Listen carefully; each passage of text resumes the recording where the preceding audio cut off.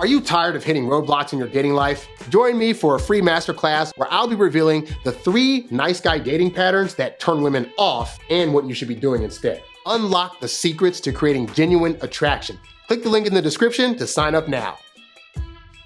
So this guy left me a super chat, and this is actually in reference to a situation he mentioned on last week's show where his girlfriend was being disrespectful to him by texting back and forth with her ex. And he wasn't appreciating that. And not only that, when he asked her about it, she lied and said, oh, that's not a thing that's actually happening. But he found out that it actually was.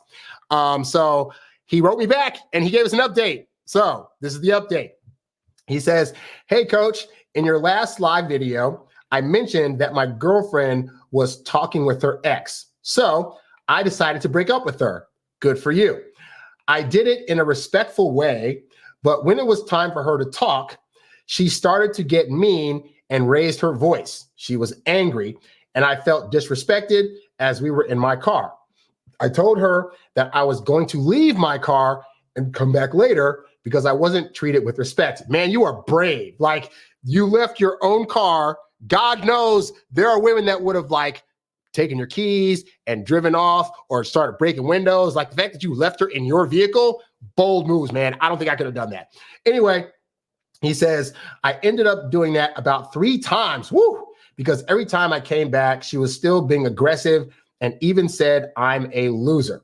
I was wondering if this was the correct approach to deal with angry women, or what do you suggest? Thanks in advance. Well, I will say this, because I think I talked on the previous shows. I don't know if it was last week's show or the week before show, where I talk about the idea that it's perfectly fine for you to have a disagreement with a woman, and if she wants to argue, that's fine. But at the point where it gets disrespectful, of the two of you, you can be the one to be like, look, we can have this conversation, but if you're not going to be respectful, then I'm out of here until you decide to be more respectful. And I've been in the situation. I've literally had it where I've been in a relationship before where, again, I'm always open to talk about stuff, even if it's her bringing grievances to me. But I don't like it when, for example, I'm trying to answer her question and 5 seconds in, she responds back and is trying to interrupt me and say, well, you're just saying it because X, Y, and Z, or well, you really meant it this way, and that's not a thing, or whatever other thought she has. Because I'm like, most women that are like this, you'll be letting them talk, right? For 4 or 5 or 6 or 7 minutes straight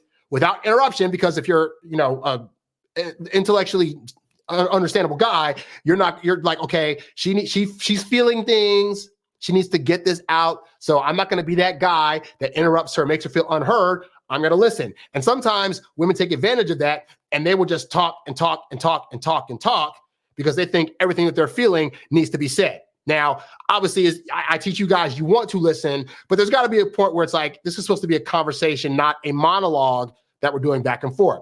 So at the point where you get to start talking, if she feels the need to suddenly interrupt you again, then that is a level of disrespect that I personally do not take. And I have been the guy that's been like, look, if you're going to keep interrupting me, I can go home. You can stay here and talk to the wall.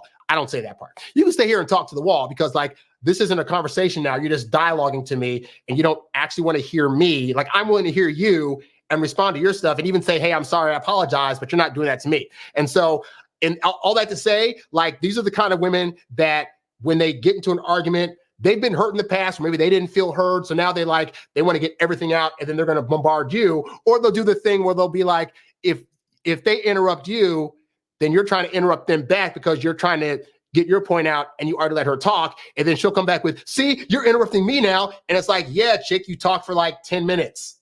I need to get my point out, right?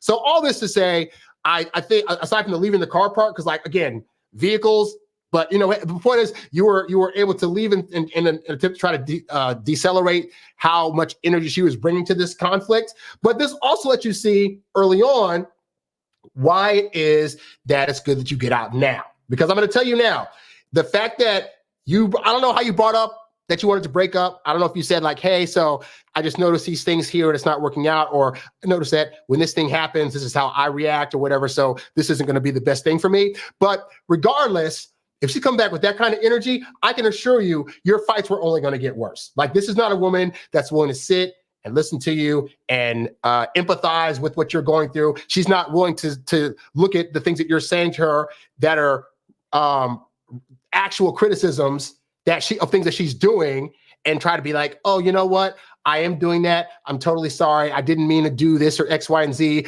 I was talking to my ex on the phone. I did lie to you. I'm so sorry. Like I didn't know how to handle that. And I'm generally a nice person. So I don't know it. Like she could have come back and taken ownership of that, but she didn't. Instead, she called you a loser. She called you a bunch of names. She was feeling disrespected for you calling out her disrespect. Like none of these things indicate that in the long run, she was going to be a good partner. So I say in terms of how you handle it, the end of the day, you got out of that. So you handled it great. But take this as a lesson. So when you get into the next relationship, you can start really looking early on for the kinds of signs that indicate whether or not she's going to be a person that can take objective and yet literal actual criticism of things that she's doing, or she's going to be a person that gets butthurt every time or start trying to call you out or start saying, well, yeah, well, you do this, which isn't at all what you're talking about in the moment. Like try to suss those things out a little bit earlier and hopefully